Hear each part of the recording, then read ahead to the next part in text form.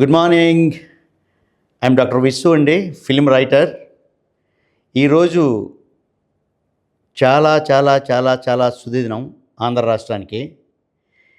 ఎందుకంటే చాలా సంవత్సరాల తర్వాత ఒక మంచి ప్రభుత్వం ఈరోజు అధికారంలోకి వచ్చి ప్రమాణ స్వీకారానికి సన్నాహాలు చేసుకున్న శుభ సందర్భంలో రాష్ట్ర ముఖ్యమంత్రిగా ప్రమాణ స్వీకారం చేస్తున్న శ్రీ నారా చంద్రబాబు నాయుడు గారికి ఆర్థిక శుభాకాంక్షలు తెలియజేస్తూ, అలాగే ఈ విజయానికి మూల కారణమైన జనసేన అధినేత, కూటమి కర్త శ్రీ పవన్ కళ్యాణ్ గారికి ప్రత్యేక శుభాభినందనలు తెలియజేస్తూ, ఈ రాష్ట్రం వీరిద్దరి కలయికలో సంయుక్త సారథ్యంలో మరింత ముందుకు ఎదిగి ఆర్థికపరమైన సామాజికపరమైన అభివృద్ధి సాధిస్తూ అంతర్జాతీయ స్థాయిలో దేశ విదేశాలు మెచ్చుకునేలాగా ఒక మంచి పరిపాలన అందిస్తారని మనస్ఫూర్తిగా అభినందిస్తూ, ఈ సందర్భంగా కొన్ని విషయాలు ట్యాగ్ తెలుగు టీవీతో పంచుకుందామని ఈరోజు స్టూడియోకి రావడం జరిగింది. ముందుగా ట్యాగ్ తెలుగు ప్రేక్షకులకు నా నమస్సుమాంజలు. ఈ ప్రమాణ స్వీకారానికి చాలా చాలా చాలా ప్రత్యేకత ఉంది. ఇది చూస్తుంటే ఈరోజు ప్రమాణ స్వీకారంలాగా లేదు, ఒక సార్వభౌముడి రాజ్యాభిషేకంలా ఉంది, ఒక చక్రవర్తి పట్టాభిషేకంలాగా ఉంది. ఎందుకంటే దేశ విదేశాల నుంచి అనేక మంది ప్రముఖులు, జనరల్గా ఒక ప్రధాని ప్రమాణ స్వీకారం చేస్తారంటే విదేశీ ప్రముఖులు వస్తారు. కానీ ఒక చిన్న రాష్ట్రం విడిపోయాక ఒక చిన్న రాష్ట్రంగా ఉన్న మన ఆంధ్ర రాష్ట్రానికి విదేశీల నుంచి కూడా పెట్టుబడిదారులు, విదేశీ ప్రతినిధులు అందరూ ఈ ప్రమాణ స్వీకారానికి హాజరయ్యి చంద్రబాబు నాయుడు గారిని, పవన్ కళ్యాణ్ గారిని ఆశీర్వదించడానికి వచ్చారు అంటే ఇది చాలా చాలా చాలా శుభ సంకేతం. మన రాష్ట్రం ఎంతో ముందుకు వెళ్తుంది అనడానికి ఇది ఒక నిదర్శనం. ఈ సందర్భంగా ప్రతి మనిషికి సంవత్సరంలో సంవత్సరాది ఒకరోజు వస్తుంది, సంక్రాంతి ఒకరోజు వస్తుంది, దీపావళి ఒకరోజు వస్తుంది. కానీ ఈ పండగలన్నీ కూడా ఒకే రోజు కలిసి వచ్చిన వాతావరణం ఈరోజు ఆంధ్ర రాష్ట్రంలో ఉంది.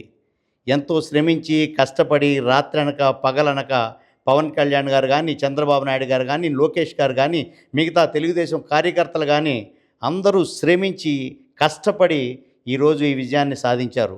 ఈ విజయంలో ప్రతి ఒక్కళ్ళు భాగస్వాములే.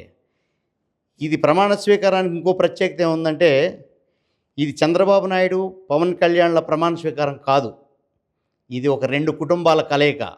ఎందుకు ఈ మాట చెప్తున్నానంటే, దాదాపుగా ఒక దశాబ్ద కాలంగా శ్రీ మెగాస్టార్ చిరంజీవి గారు, నందమూరి నరసింహం బాలకృష్ణ గారు ఒక వేదికను అలంకరించి చాలా చాలా రోజులైపోయింది. ఈ సందర్భంగా వాళ్ళిద్దరూ ఒకే వేదికని పంచుకోవటం అనేది గమనార్హం, అభినందించదగ్గ విషయం. ఇది రెండు కుటుంబాల కలయిక. అటు నందమూరి కుటుంబ సభ్యులు, ఇటు మెగాస్టార్ కొణిదల కుటుంబ సభ్యులు అందరూ ఒక వేదిక మీద హాజరవటం అనేది చలనచిత్ర పరిశ్రమకు కూడా ఒక మంచి సంకేతం, ఒక మంచి ఇది అవుతుందని నేను ఆశిస్తున్నా. అలాగే ఇంతవరకు ప్రతిపక్షం లేని ప్రభుత్వం నాకు తెలిసినంతవరకు లేదు. ఎంతో కొంత ప్రతిపక్షం ఉంటూనే ఉంటుంది. ఈ ప్రభుత్వం ప్రత్యేకత ఏంటంటే ఎక్కడా ప్రతిపక్షం అనేది లేదు. ప్రతిపక్షం లేదు అని సంతోషపడద్దు. తెలుగుదేశం అధికారంలోకి రావడానికి చేయూతనిచ్చి ఒక కూటమిని ఏర్పరిచి ప్రజలందరినీ ఒక తాటి మీదకి తీసుకొచ్చిన శ్రీ పవన్ కళ్యాణ్ గారు ఒక మంచి స్నేహితుడిగానే కాదు, ఒక పెద్ద ప్రతిపక్షంగా శాసనసభలో అవతరించారు.